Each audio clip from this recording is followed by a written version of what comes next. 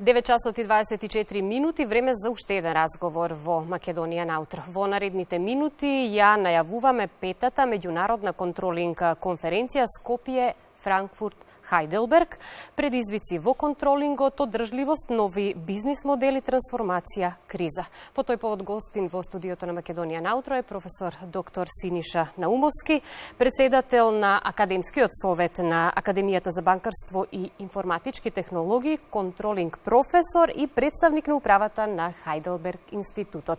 Добро утро, добре дојдовте. Како сте утрова? Добро утро, благодарам на поканата. Одлично и ми е чест што гостувам во македонската телевизија.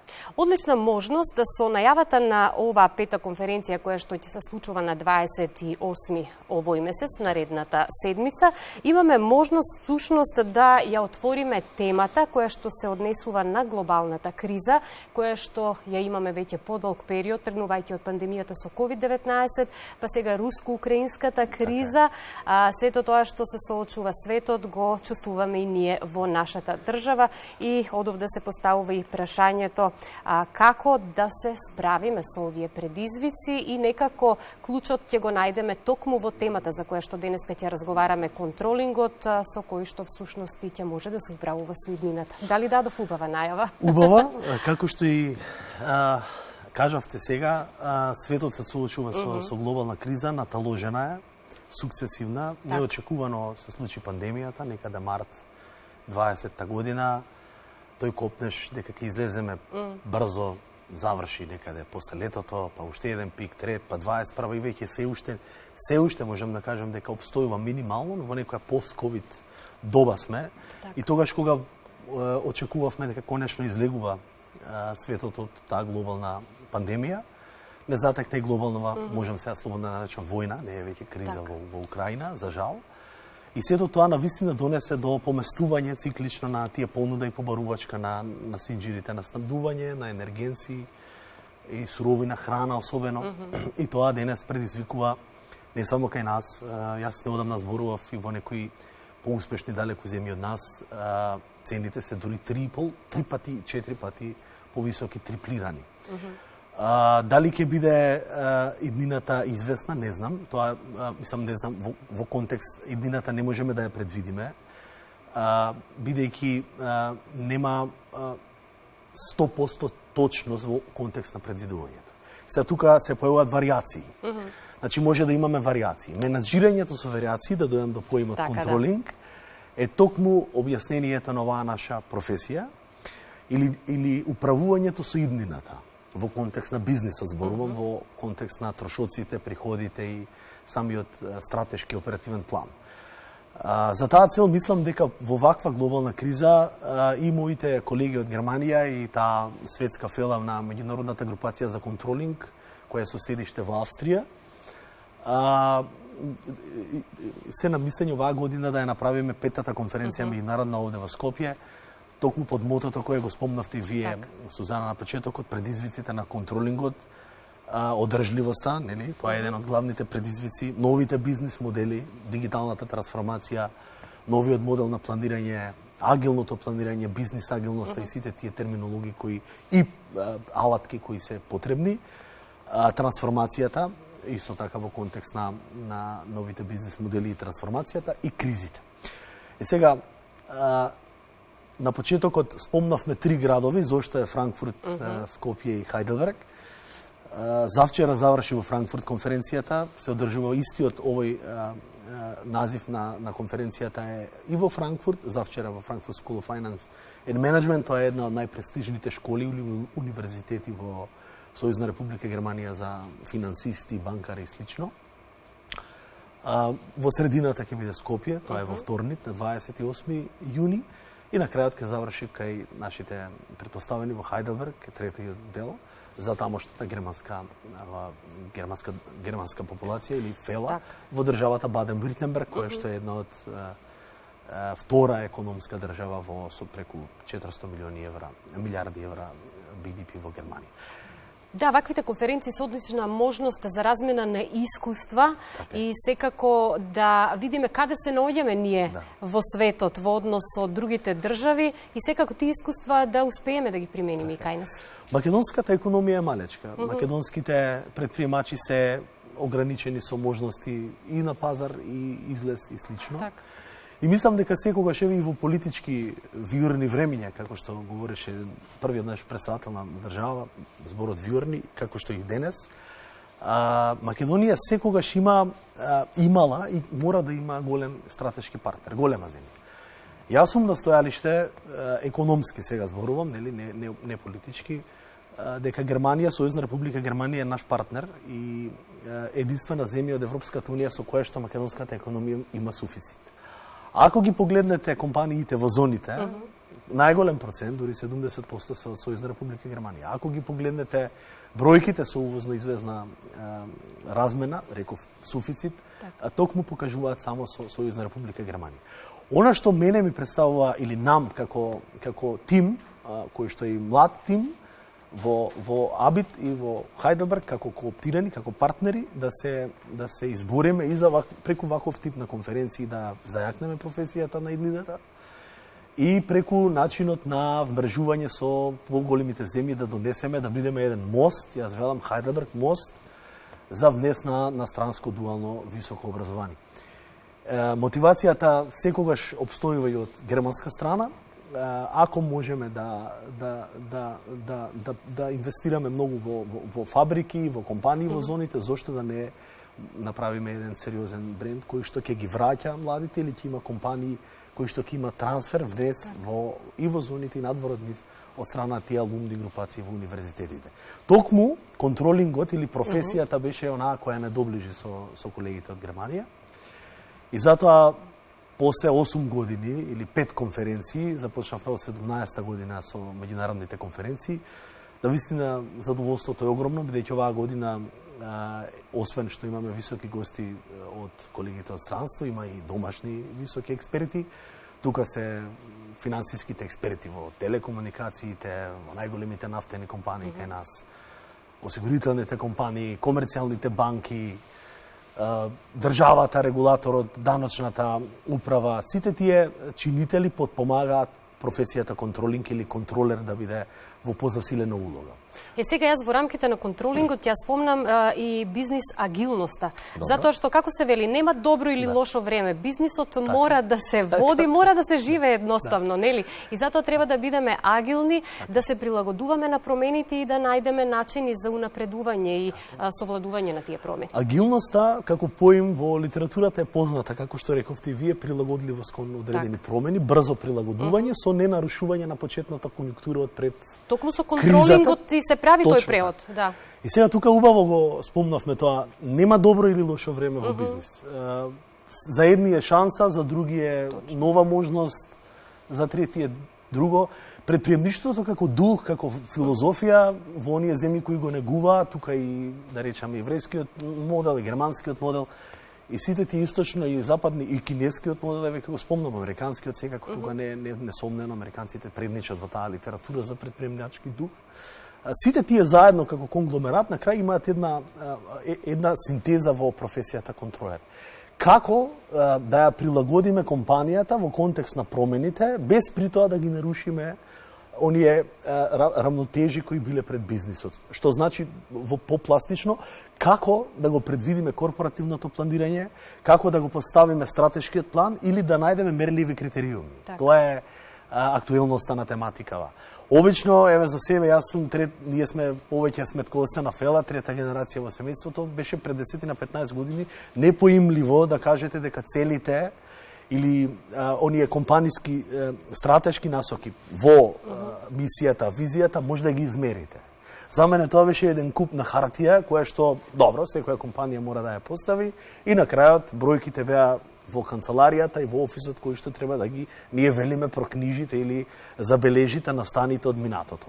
Но со тек на вмрежување и мое лично преку Абит и преку организације каде членуваме, Банкарската Европска федерација за тренинг и меѓународната групација за контролинг, ние направивме една огромна мрежа на пријатели, европски пријатели, 40 на академии, меѓу кои и германскиве пријатели. Сега, од кога почнавме деловно да другаруваме, многу работи во насока на она што мене ми беа нејасни како финансиста или представник на сметководствената фела, почнав да ги менувам кај себе, овие 10 на 8 до 10 години. Например, научив како можем да ги мерам тие цели, да им ставам, ние велиме KPI, сега за гледачите тоа ќе биде клучни индикатори на перформансот, Key Performance Indicator. Тоа значи она што не може да се измери, да му ставите мерлив критериум. Например, во целите кои се реченици, вие не може да ги измерите и со тоа не може да ги остварите. Она што не може да се мери, не може и да се реализира.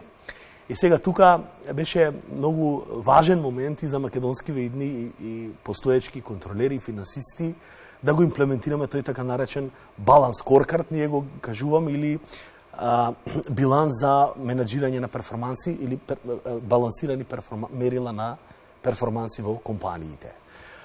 Тоа значи како целите да ги конектирате со тие мерливи критериуми или така наречени наши KPI, пократко. И тоа навистина представува предизвик, особено во моментите кога ќе имате колеги кои се од различна професија и тоа кога ќе го разменуваат меѓу себе.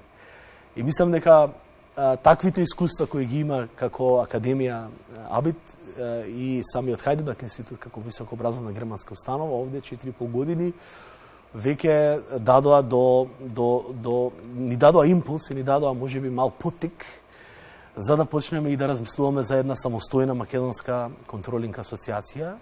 Да, токму и тоа сакав сега да го кажам, убаво што споменавте, најавата, да.